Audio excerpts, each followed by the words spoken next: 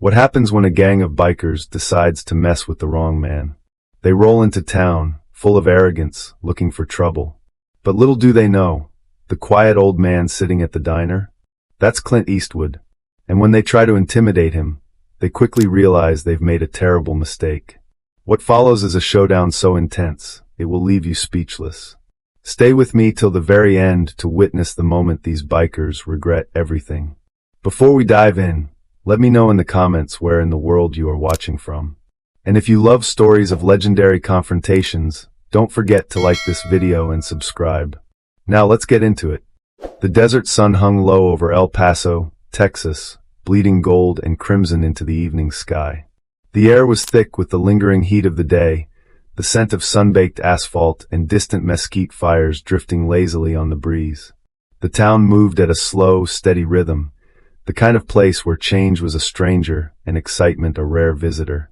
The last of the day's traffic rolled down the quiet streets. Shop owners flipped signs from open to closed, and the hum of small talk spilled from the handful of establishments still welcoming patrons as night set in. One of those places was Rosie's Diner, a worn yet welcoming roadside stop on the edge of town. The neon sign buzzed intermittently, casting flickering shades of pink and blue onto the cracked pavement outside. Inside, the place had the familiar scent of fresh coffee, grilled steak, and a faint trace of cigarette smoke lingering from an era when no one thought twice about lighting up at the counter. A few locals occupied the booths, sipping their coffee, eating their late dinners, or quietly flipping through newspapers. The waitress, a woman who had likely worked there longer than most of the customers had been alive, moved about with practiced efficiency, refilling cups before they were even half empty. At the far end of the counter, away from the chatter and the jukebox that played a slow country tune, sat a lone man. Clint Eastwood. His posture was relaxed, yet his presence carried a quiet weight, an unspoken authority that filled the space around him. His hat sat low, its brim casting a shadow over his sharp, time-worn features. His eyes, though hidden beneath the shadow, were keen, scanning the room with the kind of watchfulness that came not from paranoia, but from a lifetime of knowing what trouble looked like before it ever announced itself. His worn leather jacket bore the creases of countless roads traveled, a testament to years of movement, of experience, of knowing when to stand and when to walk away. He wasn't looking for trouble, but trouble was about to come looking for him. Somewhere in the distance, the faint, distant growl of engines could be heard, rolling over the desert like an approaching storm. At first, it was barely noticeable, blending into the quiet hum of the town. But as the seconds ticked by, the sound grew louder, heavier, cutting through the stillness of the evening with a sense of impending disruption. The low murmur of conversation in the diner began to die down as a few patrons glanced toward the window. The waitress paused mid-pour, her trained ear recognizing a sound that didn't belong. A trucker in a booth near the door muttered something under his breath before shifting uncomfortably in his seat. Then, the engines roared into full volume. A group of 6 motorcycles came tearing down the street, their headlights slicing through the dimming light, their chrome gleaming under the neon reflection of passing signs. They rode in formation, not just traveling, announcing their presence. These weren't just bikers passing through town. They were the kind that wanted to be seen, wanted to be feared. They pulled into Rosie's parking lot with an air of entitlement, tires screeching slightly as they came to a halt. The engines rumbled for a few more seconds, then one by one, they cut off, leaving behind a silence that was almost louder than the noise had been. The leader of the group, a tall, broad-shouldered man with a long scar running down his cheek, swung a leg over his bike and straightened his jacket. His name was Vance "Snake" Carter, and if the scars and the leather vest adorned with patches were any indication, he was not a man accustomed to being challenged. A smirk played at the corner of his lips as he removed his helmet and spat onto the pavement. His cold, calculating eyes scanned the diner, taking in the dimly lit booths, the aging interior, the people inside who were already looking away, hoping not to be noticed. That made him grin. He liked it when people were afraid. He glanced over his shoulder at his crew, a rough-looking bunch, clad in tattered denim and leather, tattoos creeping up their arms, some of them carrying bruises that looked only hours old. These were men who didn't work regular jobs, didn't play by society's rules. They lived on the road, survived by intimidation, thrived on violence. And tonight, they were in the mood for a little fun. Snake's gaze landed on the diner's window, where, through the glass, he spotted a familiar silhouette sitting at the counter. His smirk widened. He let out a low chuckle. "Boys," he muttered, cracking his knuckles. "Looks like we got ourselves a little entertainment tonight." And with that, he led his gang toward the door, stepping into Rosie's diner like he owned the place. The low murmur of conversation inside Rosie's diner came to a halt as the growl of approaching engines rolled through the streets. At first, it was distant, blending into the familiar hum of the town, but as the sound grew louder, heads began to turn. The roar of 6 motorcycles cut through the evening calm, chrome and leather gleaming under the flickering neon glow. The gang pulled into the parking lot fast, tires skidding slightly, kicking up dust as they came to a halt. The silence that followed was heavier than the noise itself. Vance, Snake, Carter, tall, broad, and exuding the kind of arrogance that came from years of unchecked authority, swung a leg over his bike and scanned the diner through the window. His scarred face twisted into a smirk as he caught sight of a familiar figure sitting at the counter. He turned to his men, rough-looking, tattooed, the kind of guys who didn't bother with normal jobs. "Boys, looks like we got a celebrity in town." He cracked his knuckles, adjusting his leather vest. "Let's say hello." The door swung open hard, hitting the wall with a dull thud. The gang strode in, boots heavy against the linoleum, spreading out with practiced ease, each man taking a spot as if staking a claim. The air inside shifted, tension creeping into the space like an invisible fog. The waitress mid-pour hesitated for just a second, her hand shaking ever so slightly. A trucker near the entrance adjusted his cap, eyes lowering to his half-eaten plate. An older man folded down his newspaper, his gaze flicking over the newcomers before slowly setting the paper aside. No one spoke. Snake took in the scene, his smirk widening. He loved this part, the moment when people realized trouble had arrived.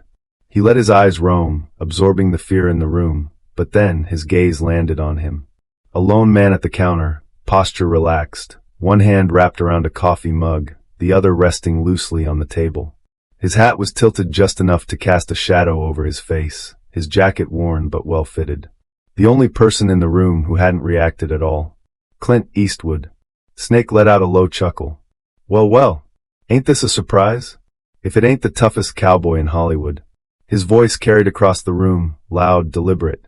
A few of his men chuckled, stepping forward, knocking against chairs on purpose, making sure their presence was felt. Eastwood didn't look up. He took another slow sip of his coffee. Snake's smirk twitched slightly. He wasn't used to being ignored. He stepped closer, his boots grinding against the floor. "You don't remember me, do you?" Silence. Snake chuckled, glancing at his men. "Maybe he's just too old to hear me." More laughter, but this time a bit forced. Something was off. Snake prided himself on being able to sense fear. To smell it, feel it in the air, see it in the way people tensed or averted their eyes. But this man? Nothing. Not fear. Not irritation. Not even curiosity. It wasn't the look of a man who didn't hear him. It was the look of a man who didn't care. And somehow that was worse. For the first time, Snake felt something he didn't like, a faint, crawling unease at the back of his neck. He shoved it down. He had an audience. The diner was watching. He needed to make sure they saw who was in control. Slowly, he grabbed an empty chair, dragged it across the floor, and turned it around before sitting down, straddling it. The screech of metal against linoleum cut through the silence. He was close now, too close, elbow resting on the counter as he eyed Eastwood. The man still hadn't moved. The only sound was the faint clink of ceramic as he set his cup back down. The waitress hesitated near the coffee pot, eyes flicking toward Eastwood, then back to Snake. There was something in her gaze, not fear, but something closer to anticipation. Like she was waiting. Like she already knew how this was going to end. Snake tapped his fingers against the counter. "How about a drink for me and my boys?" He tossed a crumpled bill onto the counter. The waitress hesitated, her eyes darting again toward Eastwood. And that sent a tiny, crawling feeling up Snake's spine. He forced another smirk, masking the creeping doubt. "Come on, cowboy," he said, leaning in. "Ain't got nothing to say? Or you just gonna sit there pretending you're still a tough guy?" For the first time, Clint Eastwood moved. It was slight. A simple shift of the fingers, the smallest motion as he adjusted his grip on his coffee mug. And suddenly the room felt colder. Snake swallowed. What the hell was this feeling? His grip on the chair tightened slightly. Then, Eastwood finally spoke. His voice was low, quiet, yet it carried through the room like a bullet through dry air. Son, you just made a mistake. Snake Carter's smirk froze for just a second. The words had been spoken softly, but they hit the room like a loaded gun being cocked. The waitress stopped moving, the coffee pot still clutched in her hands. The trucker near the door shifted uneasily in his seat. Even the old man with the newspaper, who had seen plenty in his lifetime, went completely still. Snake chuckled, shaking his head, trying to shrug off the unease creeping up his spine. He couldn't let his men see it. A mistake, huh? He leaned forward, eyes narrowing, his elbows pressing into the counter. You still think you're that tough guy from the movies, old man? Eastwood didn't respond. His hand simply tapped the coffee cup once. A slow, deliberate motion. Snake's fingers curled against the counter. He hated being ignored. It was a feeling he hadn't known since he was a kid, growing up mean, scrapping in back alleys, learning to be the kind of man people didn't ignore. But this man, this old Hollywood cowboy, wasn't afraid of him. He wasn't even acknowledging him. A faint chuckle escaped Snake's lips, but there was no humor in it. He turned to his gang. Looks like we got a statue here, boys. Maybe he needs a little wake-up call. One of the bikers, a massive slab of muscle named Tank, stepped forward, cracking his knuckles. I got this. Snake gave a lazy nod. Go ahead. Tank reached for Eastwood's coffee mug, grinning as he grabbed the handle. Let's see what kind of drink tough guys have these days. He never finished the sentence. Eastwood moved. Not fast. Not rushed. Precise. Calculated. Deadly. His hand shot forward, clamping down on Tank's wrist with a grip that felt like iron. A sharp, unmistakable crack echoed through the diner. Tank's grin twisted into a grimace as his fingers spasmed involuntarily, the strength in his hand gone in an instant. The coffee mug slipped from his grip, but before it could even fall, Eastwood's other hand flicked it into the air. A perfect arc. It spun once, twice, and then with surgical precision, it slammed against the wall, shattering into pieces. Not a drop. Spilled. The diner went completely silent. The waitress gasped, stepping back. The trucker near the door muttered a low curse under his breath. Even Snake's men, men who had seen their fair share of bar fights and street brawls, froze in place. Tank staggered backward, clutching his wrist, his face twisted in pain. Son of a... Shut up, Snake snapped, his voice sharp, but even he could hear the crack in it. Eastwood leaned back slightly, the only motion he'd made apart from his devastatingly efficient strike. His fingers rested lightly on the counter again, as if nothing had happened. And that was what unsettled Snake the most. He had seen guys swing hard, seen plenty of men throw down in bars and parking lots. But this wasn't brawling. This was something else. Something dangerous. For the first time in years, Snake Carter felt something he hadn't felt in a long time. Doubt. But it was too late to back down now. He had an audience. His men were watching. The whole diner was watching. So he did the only thing a man like him could do. He doubled down. Snake forced out another chuckle, shaking his head like he had just seen some cheap trick. He leaned forward again, but this time, there was an edge to his voice. You got quick hands, old man. I'll give you that. He gestured toward Tank, who was still flexing his fingers in pain. But that was just a little warm-up.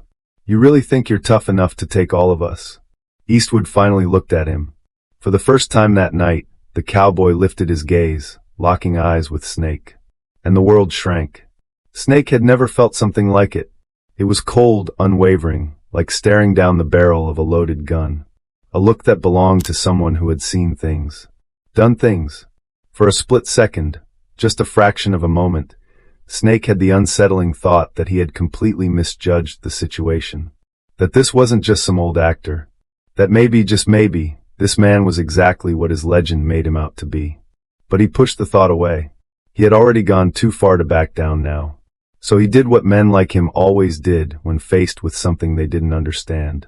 He made a very bad decision. Snake stood up slowly, rolling his shoulders, the forced smirk returning to his lips. All right, cowboy. Let's see if that hand of yours is still quick when there's more than just one of us." He turned to his men. "Boys." The gang closed in. The tension in the room snapped like a stretched wire. Snake cracked his knuckles. "Let's teach this old man a lesson." The fight was coming, but it wasn't going to go how Snake thought it would. The air inside the diner shifted, heavy with the kind of tension that made even the walls feel like they were leaning in to watch. The gang closed in, their boots thudding against the floor, their movements slow but deliberate. This wasn't just posturing anymore. This was real. Snake Carter rolled his shoulders, cracking his knuckles as he took a step forward. His grin was still there, but it no longer reached his eyes. There was something else in them now, something behind the bravado. A flicker of doubt. His men were watching. The diner was watching. Backing down wasn't an option. "Last chance, old man," Snake said, voice low and laced with the confidence of someone who had always been the biggest predator in the room. "You can walk out of here while you still got legs, or we can make this real fun." Eastwood didn't move, didn't blink, didn't even shift his fingers from the counter.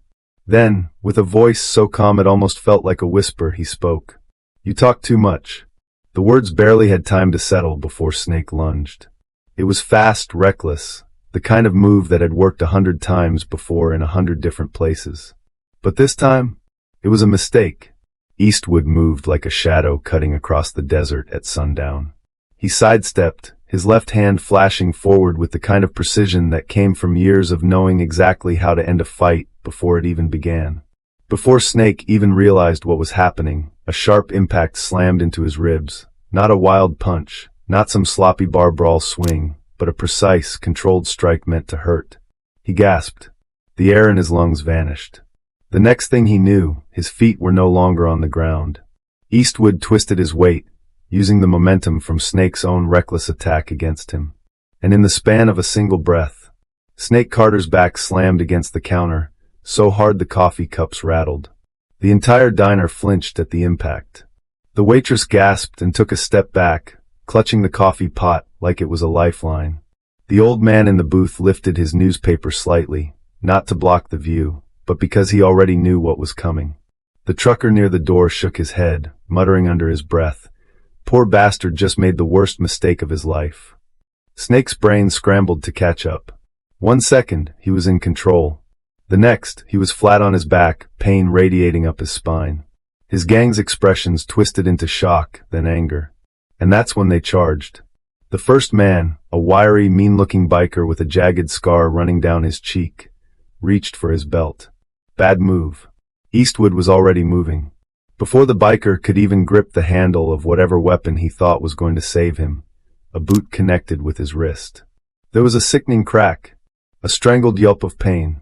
The knife, because of course it had been a knife, clattered uselessly onto the floor. Eastwood's follow-up was brutal. A sharp elbow to the face sent the man sprawling into a booth, his head bouncing off the table before he collapsed in a heap. 2 down. The next biker, a bull of a man with tattoos creeping up his neck, made a wild, rage-fueled swing. Eastwood ducked just enough to let the fist whistle past his ear. Then, with almost lazy precision, he grabbed the man's wrist, twisting it just enough to pull him forward. And then, a knee like a freight train, straight into the man's gut. The biker doubled over with a choking wheeze, hitting the floor with a heavy thud. 3 down. The last 2 hesitated. And that hesitation? It cost them. One of them made the mistake of stepping back, and Eastwood was on him in an instant. A quick jab to the throat stole the air from his lungs, and before he could even gasp, a follow-up punch to the jaw sent him crumpling against the counter. 4 down. The last biker, a younger guy with too much mouth and not enough fight, barely had time to react before he found himself yanked forward by his jacket. Eastwood's grip was like a steel vise.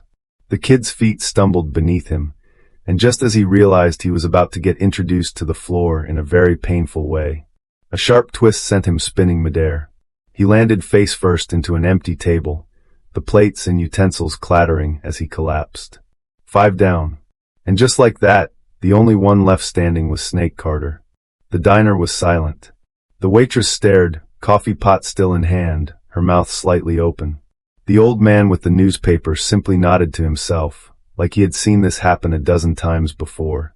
The trucker near the door muttered, "Hell, I ain't never seen a man move that fast." Snake Carter slowly pushed himself up, gasping for breath, one hand clutching his ribs. His gang was scattered around the diner like discarded trash, groaning, unconscious, or too damn afraid to move. And standing there, as if nothing had happened at all, was Clint Eastwood. He took a slow step forward. Snake flinched. And for the first time in his miserable tough guy life, he felt it. Real fear. He tried to hide it, tried to hold on to what little pride he had left, but it was gone. All of it. Eastwood looked down at him, his expression unreadable, his voice as calm as ever. "You done yet?" Snake swallowed. His hands clenched into fists. His pride screamed at him to throw another punch. To get up. To not be the man who lost to an old cowboy in front of his crew. But his body knew the truth. And so, with what little dignity he had left, Snake Carter did the only thing he could do. He backed away. "You'll regret this," he muttered, his voice lacking the weight it once had. "You got no idea who you're messing with." Eastwood tilted his head slightly, as if considering something.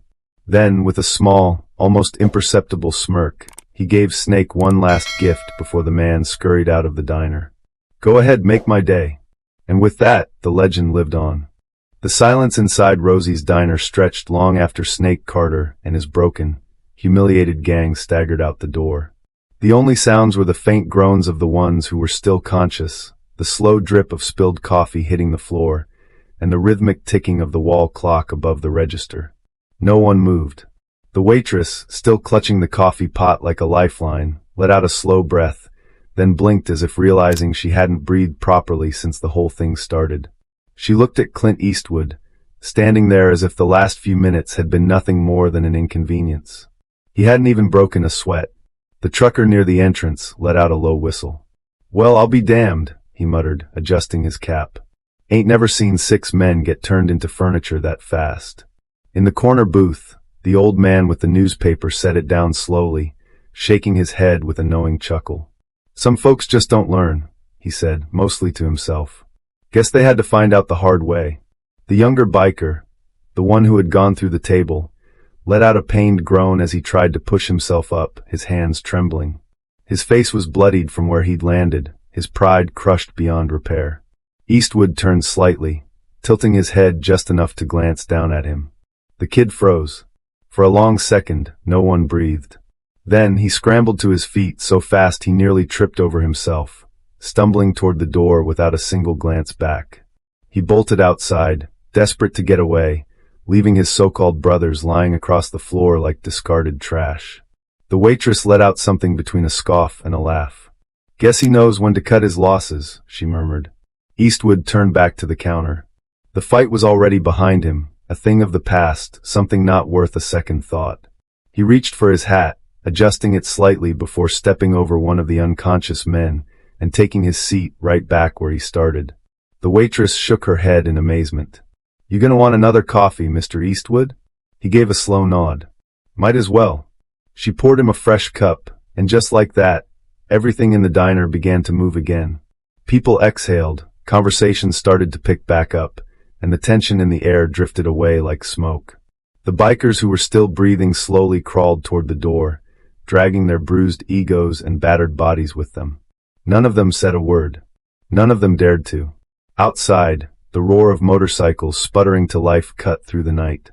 The gang, what was left of it, peeled away from the parking lot, Snake Carter at the front, his face set in a furious, silent rage.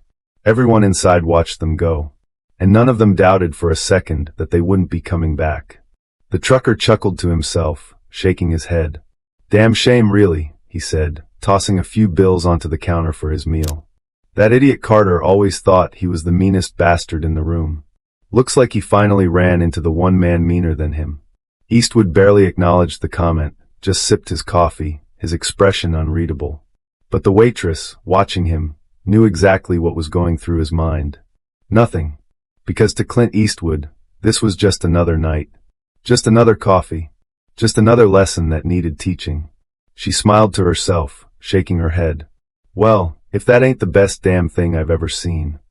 From outside, the last echo of motorcycle engines disappeared into the night. And just like that, peace returned to El Paso. By the next morning, The whole town was talking about it. News traveled fast in a place like El Paso, and by sunrise, every shop owner, bartender, and ranch hand within a 50-mile radius had heard some version of what had happened at Rosie's Diner. Some stories were plain facts. Snake Carter and his gang had rolled into town like they owned the place, only to get laid out in less than 5 minutes by one man. Other versions? They got bigger, wilder. By noon, people were saying Clint Eastwood had taken down 10 men instead of 6. That he had never left his seat. That he had disarmed a man from across the room without even touching him. That he had taken a sip of coffee mid-fight and didn't spill a drop. No one was really sure how much was true, and no one dared to ask. The one thing everyone agreed on: the bikers were gone. Snake Carter, who had spent years terrorizing backroads and small-town diners like it was a sport, wasn't saying a damn word. And that silence? That told people everything they needed to know. Back at Rosie's Diner. Rosie's was busier than ever, and for the first time in a long time, the regulars weren't hunched over their plates looking tired from life. They were laughing, telling the story over and over again to anyone who walked in. The waitress, now the most popular woman in town, had retold it so many times she could probably write a book. And then he just looked up, all calm and serious, and said, "Son, you just made a mistake." And let me tell you, the second those words left his mouth, that's when I knew those boys were done for. People leaned in, hanging on every word, some still barely believing it. The trucker who had witnessed the whole thing tapped his fork against his plate, shaking his head with a grin. "I don't care how many times I hear it. That's the best damn thing I've ever seen in my life." Near the counter, a few younger guys were still debating whether it could even be real. "You sure it wasn't just a lucky shot?" one of them asked, skeptical. The old man with the newspaper folded it down just enough to look over the top. He had barely said a word since the whole thing went down, but when he spoke, it shut the whole diner up. "Son," he said, his voice slow, gravelly, and laced with experience. "You ever seen a mountain move?" The kid frowned. No." The old man nodded. "Well, that's what it's like trying to move Clint Eastwood." Silence. Then, everyone burst into laughter. Even the waitress had to smile as she topped off a fresh pot of coffee. "Now that's a damn good way to put it." "And what about him? Eastwood himself?" He had already left town before the sun had even fully risen. No one had seen him pack. No one had seen him walk to his truck. He had just vanished, like a shadow rolling across the desert at dawn. And somehow, that made the story even better. Because legends don't need an audience. They just move on, leaving their mark, their stories, their lessons for the world to remember. And everyone in El Paso would remember this one for a long, long time. By midday, the dust had already settled in El Paso, but the legend of what had happened at Rosie's Diner was still spreading like wildfire. The townsfolk weren't just talking about it anymore. They were embellishing, stretching the story into something even bigger than the truth. Someone at the barbershop swore Clint Eastwood had taken down Snake Carter with a single flick of his wrist, like some old samurai master. A couple of guys at the gas station said he hadn't even needed to touch them. He just stared them down until they dropped. The best version, however, came from a farmer who claimed that after Eastwood left, the walls of Rosie's still shook with the memory of the fight, as if the very diner itself had absorbed the force of the battle. Of course, none of it was quite what had happened, but no one really cared, because the truth didn't matter as much as the lesson. You don't mess with a man like Clint Eastwood. Snake Carter's shame. And what of Snake Carter? For a man who had spent years building a reputation as one of the meanest bastards on the road, that night at Rosie's was the worst thing that could have ever happened to him. The bruises would heal. The cracked ribs, the busted lip, those would fade. But the humiliation? That was permanent. His men, what was left of them, had gone quiet. Nobody was talking, nobody was bragging about the fights they used to pick. They just rode. Snake, riding at the front of the pack, kept his mouth shut, his hands tight on the handlebars, his jaw clenched like a steel trap. Every mile that passed under his tires was supposed to put distance between him and that diner. Between him and the man who had beaten him without even breaking a sweat. But he couldn't outrun it. Not the memory. Not the way those eyes had looked at him. Cold. Unshaken. Unbothered. Snake had stared down men before. He had fought plenty of guys, one more than he lost. But this was different. Clint Eastwood had looked at him like he wasn't even a threat, like he was just another fool making the same mistake that 100 other men had made before. And Snake Carter knew, deep in his bones, that he'd never shake that feeling. Meanwhile, on an open highway, miles away, Clint Eastwood drove alone, his truck cutting through the vast, open road like a lone rider in the desert. The sky stretched wide above him, nothing but endless blue fading into the distant hills. The wind hummed against the window, the old engine growled beneath the hood, and the road stretched on, long, endless, familiar. This wasn't the first time he'd left a place behind, and it wouldn't be the last. He didn't need thanks, didn't need a crowd. He had seen what happened when men like Snake Carter were allowed to roam unchecked. He had stepped in, not for the glory, not for the story, but because someone had to. Because some men just don't learn until it's too late. And sometimes, you have to remind them. The sun dipped lower in the sky, casting long shadows across the empty plains. Eastwood reached for his coffee thermos, took a slow sip, then settled back into his seat. Just another road. Just another ride. The world kept moving. And so did he. As the sun dipped toward the horizon, the desert sky burned orange and red, stretching endlessly over the open highway. The last traces of El Paso disappeared in Clint Eastwood's rearview mirror, fading into just another town, another stop along the way. Back at Rosie's diner, the legend of what had happened grew larger with each telling. By nightfall, some swore Eastwood had taken out 10 men, not 6. Others claimed that Snake Carter had been so terrified that he begged for mercy on his knees before fleeing. It didn't matter what was true anymore. What mattered was that it had become a story. And stories? They never die. Snake Carter's legacy, or what was left of it. Snake Carter never returned to El Paso. The man who once strutted into small towns like he owned them, who had built a reputation on intimidation and violence, was now a ghost of himself.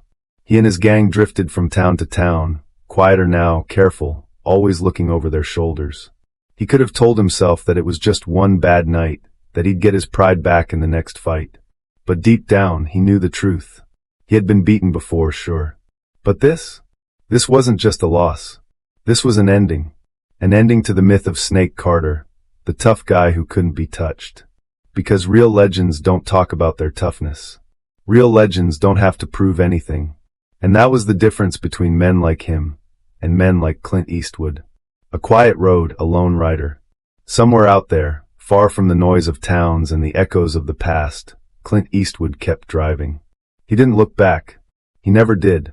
The world had changed, grown louder, faster, more reckless. But men like him? They didn't change.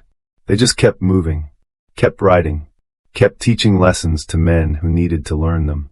And though he would never return to Rosie's diner, and though he would never hear the wild stories people would tell about that night, it didn't matter. Because in that little town, in 100 other little towns just like it, his legend would live on. Not because he sought it, but because some men's names are written in something stronger than time. Because some men don't just live history. They become it.